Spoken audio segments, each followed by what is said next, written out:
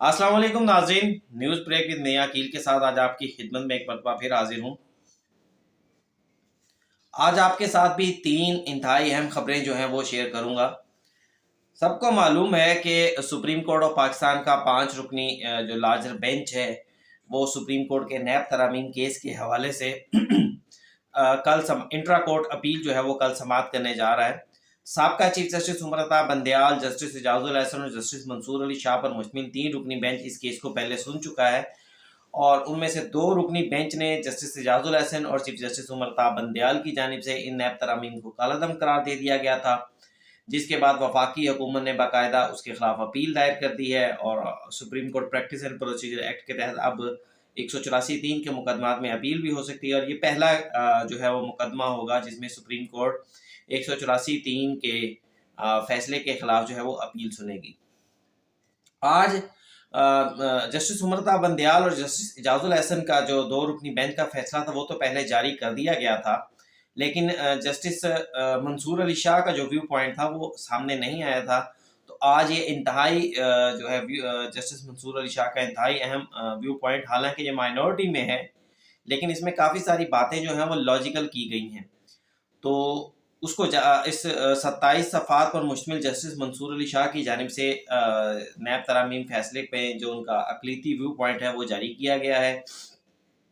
और इसके अंदर जस्टिस मंसूर अली शाह ने कहा, अपने इख्तिलाफी नोट में कहना है कि अदलिया कानून साजी का इस वक्त जायज़ा ले सकती है जब वो बुनियादी इंसानी हकूक़ से मुतसादिम हो और कानून साजों के मफाद को सामने रख कर कानून साजी जांचना पार्लिमान और जमहूरियत को नीचा दिखाने के मुतरादिफ है।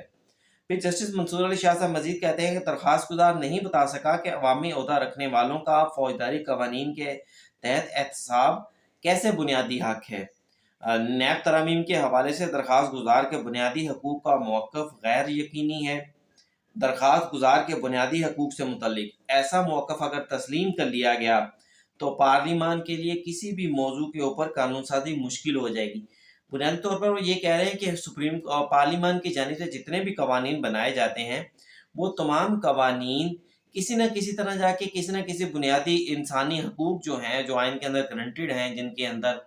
राइट टू लाइफ है यानी ज़िंदगी हर एक इंसान का हक है और राइट टू लिबर्टी, ये 2-3 जो हकूक़ हैं ये बुनियादी इंसानी हकूक़ जिन्हें माना जा रहा है। तो इनके साथ वो किसी न किसी तरह कवानीन जो हैं वो टच हो रहे हैं और अगर इन कवानीन के साथ हर पार्लिमान की कानून साजी को मिलाया जाएगा तो फिर पार्लिमान जो है अपना काम नहीं कर सकेगी। अब मजीद वो कह रहे हैं कि इदारों के दरमियान तवाज़ुन इसी सूरत कायम रह सकता है जब इदारों के दरमियान एहतराम का भी बाहमी ताल्लुक हो, यानी पार्लिमान और सुप्रीम कोर्ट की बात कर रहे हैं। फिर पार्लिमानी निज़ाम हुकूमत में अदलिया को एग्जेक्टिव या मुकर्रना के मुखालिफ के तौर पर नहीं देखा जाता। अदलिया को इस वक्त तक तहम्मुल का मुज़ाहरा करना चाहिए जब तक आइनी हदूद की खिलाफ वर्जी ना हो। पार्लिमान की जानिब से बनाए गए तमाम कवानीन बिलाखिर किसी न किसी अंदाज में बुनियादी हकूक़ तक पहुँचते हैं। दरख्वास्त गुजार नैब तरामीम, फिर उन्होंने कहा कि हमने बहुत सारे इस केस के दौरान मैंने सवाल किया कि कौन सा बुनियादी हक जो है वो मुतासिर हो रहा है, तो इसके ऊपर जस्टिस मंसूर अली शाह का कहना है कि बुनियादी दरख्वास्त गुजार यानी इमरान खान के जो वकील थे ख्वाजा हारिस साहब, दौरान समाअत नैब तरामीम को अवामी मुफाद के बरखिलाफ साबित करने में नाकाम रहे। आर्टिकल 82 के मद्देनज़र दरख्वास्त को मेरिटलेस होने की बुनियाद पर मैं खारिज करता हूँ। फिर उन्होंने अपने मज़ीद नुकात के अंदर कहा है कि अदलिया को समझना है कि बुनियादी हकूक़ की ज़मानत तरक्की पसंद, लिबरल और मुतहर्रिक नुक्ता नज़र के साथ आइन में दी गई है। आइनी बुनियादी हकूक़ का ये मतलब नहीं कि जजिस को इन अल्फाज और तासुरात की कोई मसनू मायने देने की आज़ादी हासिल है। बुनियादी हकूक़ की तश्कील में आइन की रहनुमाई एक मारूज़ी मेयार होनी चाहिए, ना कि झुकाव या उनके मौजू के एतबार से के ऊपर जो है उसकी तशरीह की जाए, यानी उनकी पसंद की तशरीह नहीं होनी चाहिए, एक लेवल एक स्टैंडर्ड की तशरीह होनी चाहिए आइन की। पार्लिमान जो कानून बना सकती है उसे वापस भी ले सकती है। बड़ी सीधी सी बात है कि अगर पार्लिमान कोई कानून बनाती है और कल को उसमें तरमीम करती है तो फिर जब बनाना उसका इख्तियार था तो फिर उसमें तरमीम करने का भी इख्तियार था। सुप्रीम कोर्ट ये किस तरह कह सकती है कि पार्लिमान इस कानून को बना तो सकती है लेकिन इसमें तरमीम नहीं कर सकती। پھر متعدد سوالات کے باوجود درخواست گزار کے وکیل یہ نہیں بتا سکے کہ کون سا آئینی بنیادی حقوق ان ترامیم کے ذریعے ختم یا کم کر دیا گیا ہے۔ تو اب جسٹس منصور علی شاہ کے جو آخری پیرا ہے وہ انتہائی اہم ہے، وہ ہے جناب کہ عمران خان کی جانب سے جب مقدمے کی کاروائی چل رہی تھی اس کے اندر بھی جسٹس منصور علی شاہ بار بار یہ سوال اٹھاتے رہے ہیں کہ آپ جو ہے کرپشن کے خلاف یہ درخواست دائر کر رہے ہیں اور آپ کہہ رہے ہیں کہ کرپشن جو ہے اس کا خاتمہ ہونا چاہیے، تو آپ یہ بات نہیں کر رہے کہ نیب آرڈیننس کا اطلاق جو ہے وہ ججز اور فوجی افسران پر بھی ہونا چاہیے۔ تو اس سوال کے مد نظر جسٹس منصور علی شاہ نے اپنی ججمنٹ کا آخری جو 27واں پیج ہے اس کے اوپر ایک مکمل پیرا لکھا ہے، اور اس پیرے کے اندر جسٹس منصور علی شاہ بڑی خوبصورتی سے یہ بات کر رہے ہیں۔ ان کا کہنا ہے کہ ایک یہ تعویل دی جاتی ہے کہ جناب فوج اور عدلیہ کے اندر جو ہے وہ ایک احتساب کا نظام موجود ہے، اس لیے جب تک کوئی شخص فوج کے اندر موجود ہے اور جب تک کوئی شخص عدلیہ کے اندر موجود ہے تو اس کے اوپر جو ہے ملک کے فوجداری قوانین کا اطلاق نہیں ہو سکتا، یا اس نیب قانون کا اطلاق نہیں ہو سکتا۔ تو جسٹس منصور، اور جب وہ ریٹائر ہو جائے تو پھر اس کے خلاف کارروائی ہو سکتی ہے۔ تو جسٹس منصور علی شاہ نے کہا کہ اگر کوئی بھی شخص اپنے ان عہدوں کا استعمال کرتے ہوئے پیسوں کو جمع کر لے، کرپشن کر لے اور اس کے بعد وہ ریٹائر ہو جائے تو پھر اس کو تو استثناء حاصل ہو گیا، اس کے یہ ڈسکریمنیشن بھی ہو جائے گی اور یہ بنیادی حقوق کی جو آرٹیکل 10 ہے اس کی بھی خلاف ورزی ہوگی، آئین کے مختلف آرٹیکلز کی بھی خلاف ورزی ہو جائے گی۔ تو جسٹس منصور علی شاہ کا کہنا یہ ہے کہ نیب کے اندر، کیونکہ قانون کے اندر ان دونوں اداروں کو عدلیہ، اعلیٰ عدلیہ اور فوج ان کو کیونکہ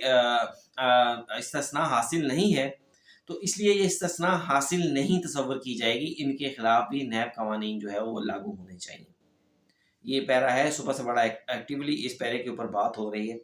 اب آتے ہیں جناب دوسرے کیس، سائفر کیس کے اندر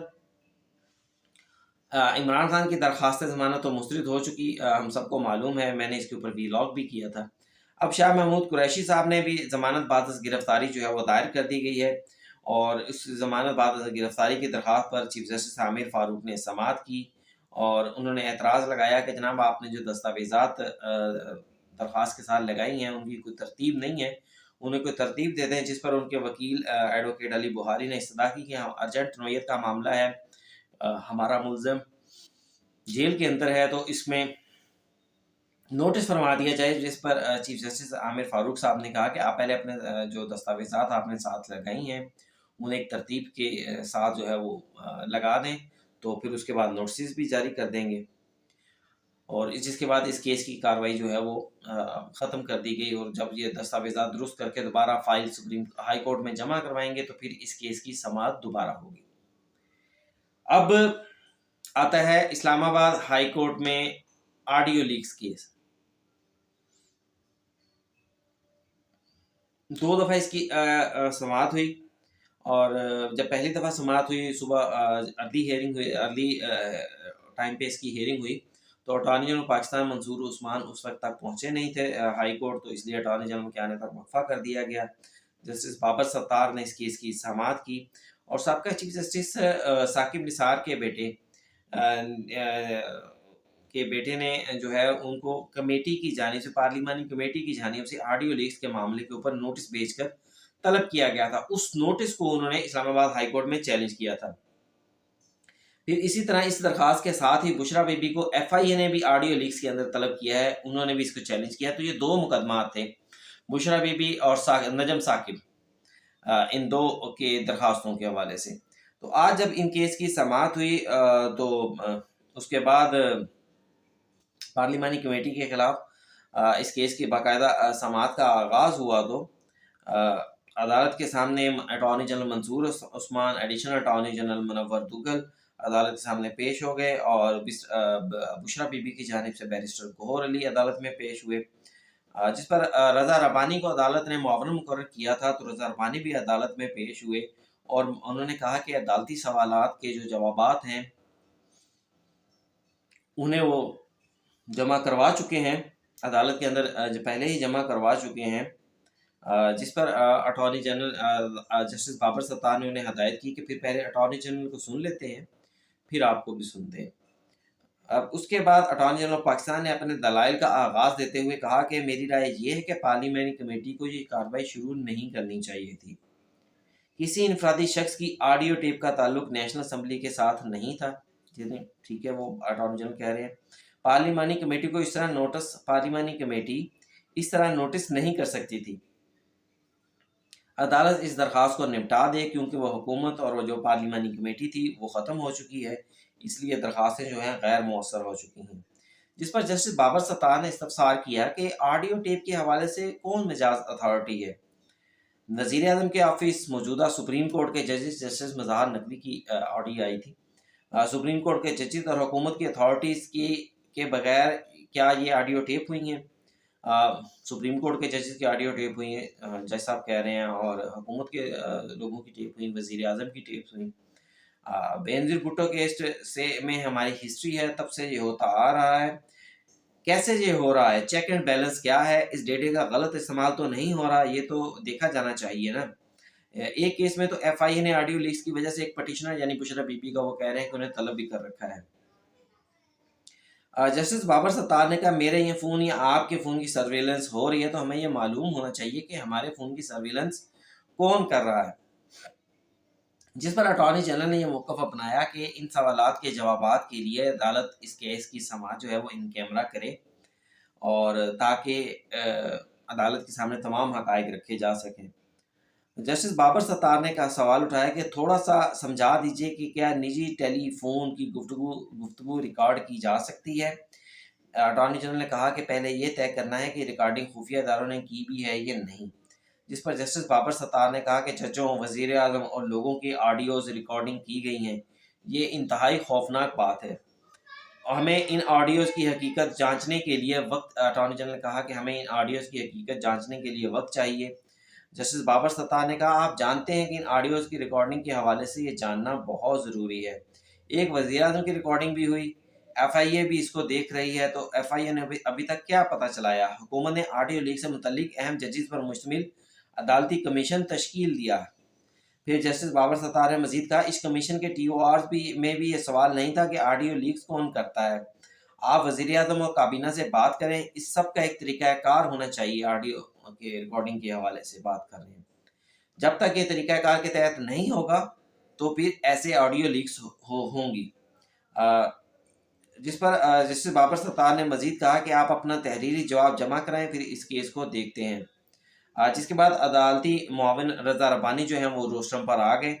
اور انہوں نے کہا کہ اسمبلی کی تحلیل کے ساتھ ہی کمیٹیز کے سارے آرڈر غیر مؤثر ہو جاتے ہیں۔ عدالت کے سامنے جو درخواست ہے اب یہ غیر مؤثر ہو چکی ہے۔ وزیر اعظم جسٹس بابر ستار نے اٹارنی جنرل سے کہا کہ آپ وزیر اعظم سے بھی اس معاملے پر بات کریں۔ پھر اس کے بعد جو ہے رضا ربانی نے عدالت کے سامنے موقف اپنایا کہ اس کیس کو ختم کر دینا چاہیے۔ اداروں کے درمیان اختیارات کی تقسیم کو دیکھا جانا چاہیے، ایک کمیٹی کو معاملہ واپس بھیجنا چاہیے تھا، عدالت کو خود اس معاملے کو نہیں دیکھنا چاہیے۔ اور اس کے بعد عدالت نے 1 ماہ کے لیے کیس کی جو سماعت ہے وہ ملتوی کر دی، اور رضا ربانی اور اٹارنی جنرل پاکستان، رضا ربانی تو خیر جواب جمع کروا چکے تھے، اٹارنی جنرل سے کہا کہ آپ عدالتی سوالات کے جو جوابات ہیں انہیں عدالت میں جمع کروا دیں، اور اس کے بعد اٹارنی جنرل نے جو ہے اس کیس کی سماعت جو ہے وہ مزید 1 ماہ کے لیے ملتوی کر دی۔ اور اس کے علاوہ جو مزید خبر ہے وہ آپ سے میں یہ شیئر کرتا چلوں کہ آفیشیل سیکرٹ ایکٹ کیس میں گرفتار ہیں عمران خان صاحب۔ پہلے انہوں نے ایک مرتبہ یہ عدالت سے اجازت چاہی کہ جناب ان کے بیٹوں کو بات کرنے کی اجازت دے دی جائے، اور آج انہوں نے ایک نئی درخواست دائر کی ہے عدالت کے اندر، جس میں انہوں نے کہا ہے کہ یہ حکم دیا جائے کہ جناب اس کیس کے یہ درخواست جو ہے یہ شیراز احمد رانجھا ایڈوکیٹ نے دائر کی، اور جس میں کہا گیا کہ چیئرمین پی ٹی آئی کا ہر ہفتے کے روز بیٹوں سے بات کروائی جائے۔ جس پر عدالت درخواست میں مزید یہ درخواست گزار کا مزید یہ کہنا تھا کہ عدالت نے 21 اکتوبر کو چیئرمین پی ٹی آئی کے بیٹوں سے بات کرانے کا حکم دیا۔ سپرنٹینڈنٹ جیل نے what's app per chairman P T I کے بیٹوں سے بات کروائی۔ ہر ہفتے کے روز چیئرمین پی ٹی آئی کے جو ہے واٹس ایپ پر ان کے بیٹوں سے بات کروائی جائے، اور حقیقی بیٹوں سلمان اور قاسم سے بات کرنا ان کا آئینی حق ہے۔ اور خصوصی عدالت کے جج ابو الحسنات نے اس درخواست کے اوپر سماعت کی، اور انہوں نے سپرنٹینڈنٹ جیل سے دوبارہ نوٹس جاری کرتے ہوئے ان سے جواب طلب کر لیا، اور اس کیس کی مزید سماعت جو ہے وہ 8 نومبر تک ملتوی کر دی۔ دوستو یہ آج کی اہم عدالتی مقدمات تھے، درخواستیں تھیں جو میں نے آج آپ کے ساتھ شیئر کی۔ اب کل سپریم کورٹ میں نیب ترامیم کیس کے ایک 5 رکنی لارجر بینچ جو ہے چیف جسٹس قاضی فائز کی سربراہی میں سماعت کرنے جا رہا ہے۔ انتہائی اہم کیس ہے، اس کی جو کارروائی ہوگی وہ بھی آپ کے سامنے لے کر کل حاضر ہوں گا۔ اور اس کے ساتھ ہی مجھے آج کے اس ویلاگ سے اجازت دیجیے۔ پروگرام اگر اچھا لگا ہو تو چینل کو لائک کیجیے گا، سبسکرائب کیجیے گا، اور اسے شیئر کرنا مت بھولیے گا۔ اس کے ساتھ اجازت دیجیے، اللہ حافظ۔